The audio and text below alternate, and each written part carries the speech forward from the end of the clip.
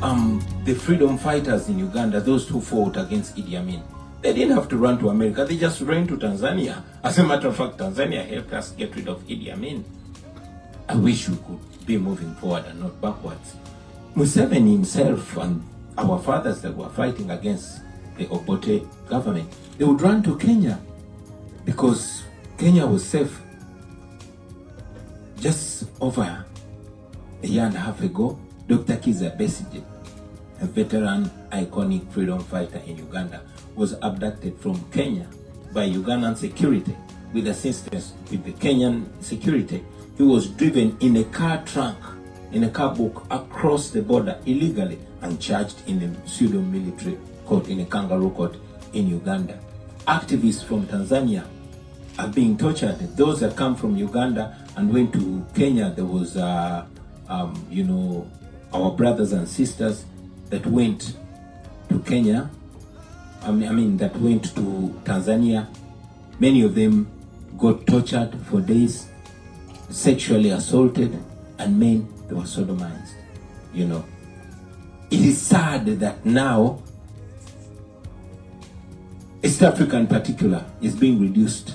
The East African community is being reduced to a president's club to keep each other safe in power. It's not like the way it used to be.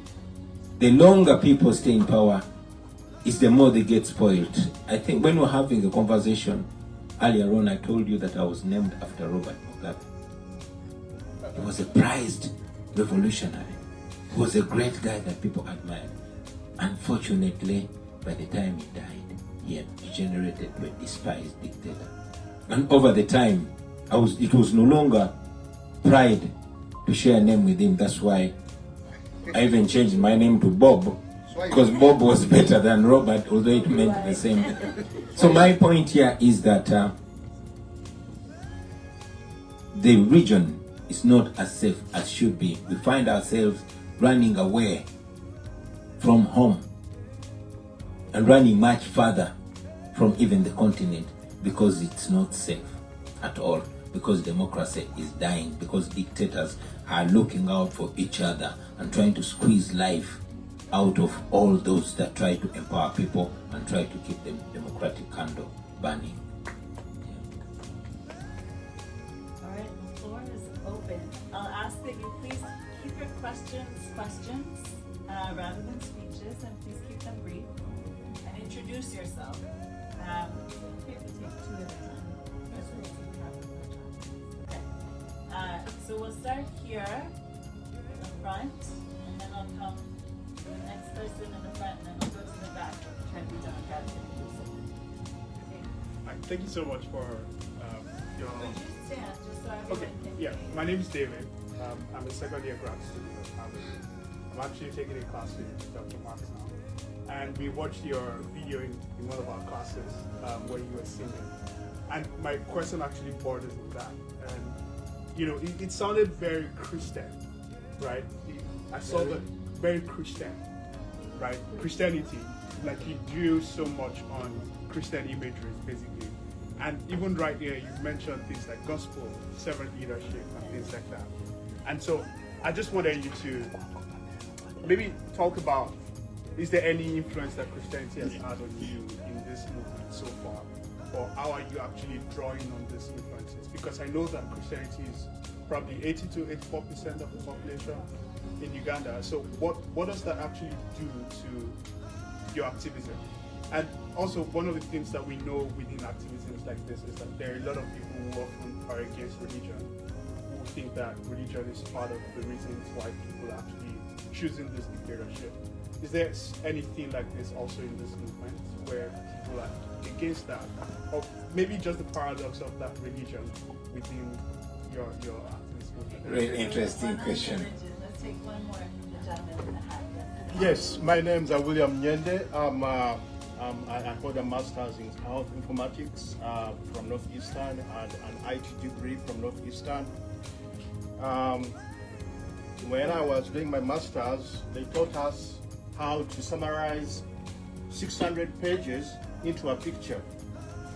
Okay, and it has to be one page and it has to be a picture. So now, May I request that you do not interrupt him as I ask him this question, please? So the question I want to ask you is 600 pages that we need to summarize in one page, and that page has to be a picture. And this is what I think the problem in Africa and in Uganda is. Here's the question. How do we use constitutionalism to fight the power in the bearer of the gun? Thank you, sir.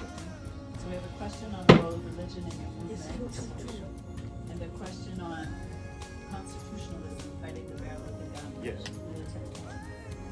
Thank you very much. I like the question. I sound very Christian. Do I? I would not look at myself as very Christian, not even very religious. I respect my religion. I was assigned Catholic at birth, you know. I know many others are assigned Muslim and all that. It was not our choice. But it's not a bad thing though. So, and especially the teachings.